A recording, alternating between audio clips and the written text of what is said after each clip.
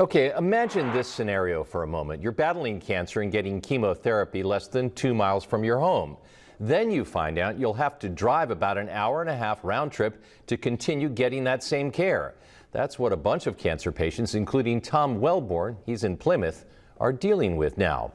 Our Caroline Clapp sat down with Wellborn to learn more about what he's facing. Caroline has our latest I-Team report, The Long Road to Care. Thank you, George. At the present moment, it seems no provider is offering chemotherapy treatment in Marshall County.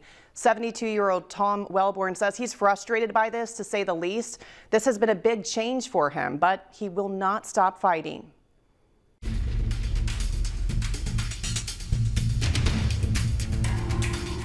This is David Wellborn, my great-great-grandfather.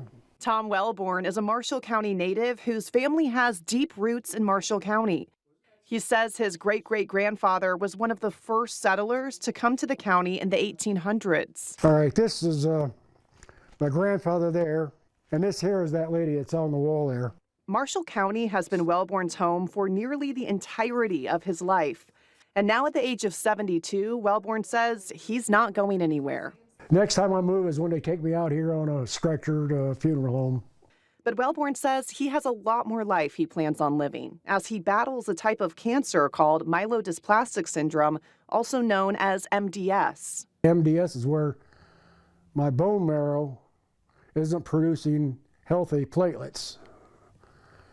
And it was causing my platelet count to go way down. Wellborn says he will have to have chemotherapy treatments for the rest of his life. They can't put it in remission. All they can do is keep it stabilized. And now my platelets are normal, but in order to keep them normal, I got to take that treatment. But now, where Tom used to receive that treatment is no longer an option. MHO Plymouth stopped offering infusion chemotherapy treatment back on July 3rd. Tom Wellborn says he had been getting his chemotherapy done here for 7 years. He said it was a very sad day when he learned that service would stop.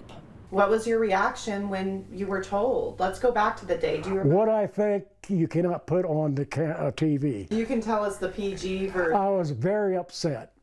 Now Wellborn drives to Mishawaka for chemotherapy. His old route was only 1.5 miles from his home. Now he has to drive 32 miles each way, or about an hour-and-a-half round trip, 3 times a month. It takes me 45 minutes to go up there for less and about the same amount of time it takes to do the chemo. So you're pretty frustrated by that? Very frustrating. And that's the time it takes in good driving conditions. I don't know what this winter is going to be like when we got bad weather. Wellborn says although it's a big inconvenience, he will not stop fighting. I'm not ready to die yet. I'm 72 years old. I asked the doctor, I'm sorry, I said, I want to live 1 year longer than my father. He passed at age 83, so I want to go to 84. I'm 72 now, so I'm hoping he keeps me alive for another 12 years. It turns out Wellborn is one of many cancer patients around the nation living in rural communities that have lost chemotherapy services. According to Chartis, the nation's leading healthcare consulting firm, between 2014 and 2023, more than 400 rural hospitals stopped providing chemotherapy in the United States. Chartis has also done extensive research on rural hospitals vulnerable to closing. Take a look at the map they have created based on statistical data. Indiana and Michigan are on the lower end of the scale, showing 10 to 15% of rural hospitals vulnerable to closing. As for Wellborn, he has this advice. I've survived 3 cancers now. If you got cancer and go through chemo, don't give up. Don't let it get you down.